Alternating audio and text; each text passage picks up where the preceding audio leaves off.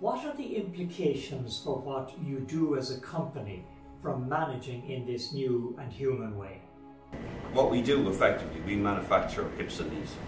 So every single thing that comes out of our site, we take metal and plastic at a raw engineering level. We take metal and plastic and we cut and shape that metal and plastic. What happens though in reality is effectively everything we do ends up being implanted into somebody's body. So everybody knows somebody that's had either a hip operation or a knee operation. Effectively from the site in Cork, there's over 800 knees implanted daily, and there's 12 hips every hour that are manufactured from that site that are implanted worldwide. So we're actually very lucky that we work in an industry where we impact people's lives.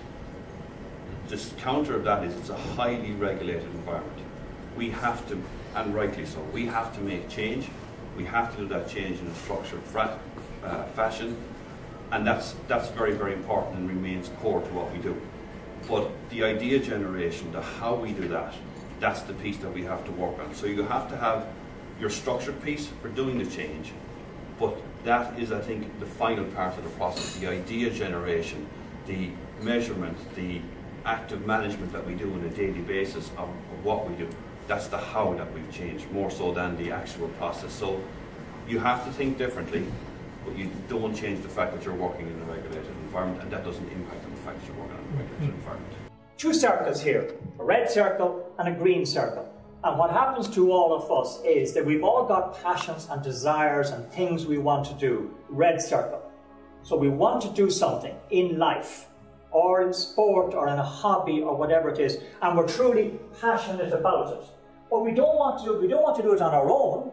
We don't want to kind of play music in our attics, etc., or sing songs at home. We want a public, and we don't want simply a product that I can enjoy or a service that I enjoy within a very narrow realm. So I want to share it with the world. So there's a wonderful dynamic going on between needs, desires out there in the world or the market, and my passion. This is a wonderful combination. My passion and a need that's out there that somebody wants.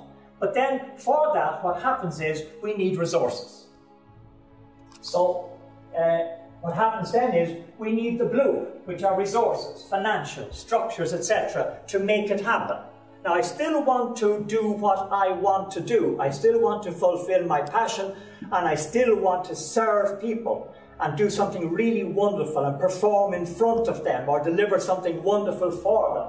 So that's great, but I do need financial resources and structures to make that happen. But then, what can happen then is that the blue, the financial, the structures, the resources, etc., take over and become the goal, become the end in itself. So the profits that John Lonergan talked about, etc., instead of this being something whereby I can provide a wonderful service to the world and do something wonderful, instead of doing that, the blue becomes the end in itself, becomes the measurement, and then we lose the passion.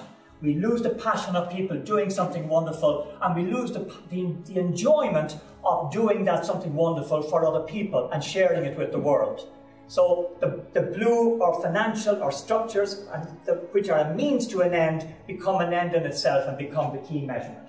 So therefore what we need to do then is to correct that balance, to make sure that it is our vision, our dream, our vocation, our passion, as an individual, as a manager, as a company, as an organization, that prevails. That is the most important thing. I know companies have visions and goals, but they're not really lived, they're not really believed, they're not what drive the organization. What drives the organization is the blue, the management, the structure, the system, the financial, the controls, etc. And we need to go back to making sure that it's our dream and vision and passion serving a need. Really listening to what people need and serving that need and providing a really good service, which is good both for the organization and for society. So that's the shift that we need to make. We are human beings. We are always dealing with human beings. And we need to be true to human beings by always doing what is meaningful. And we need to ensure that it is the meaning of what we want to do as human beings, what the world or our customers need as human beings, that always prevails, rather than the structures or resources which are only means to achieving our human goals.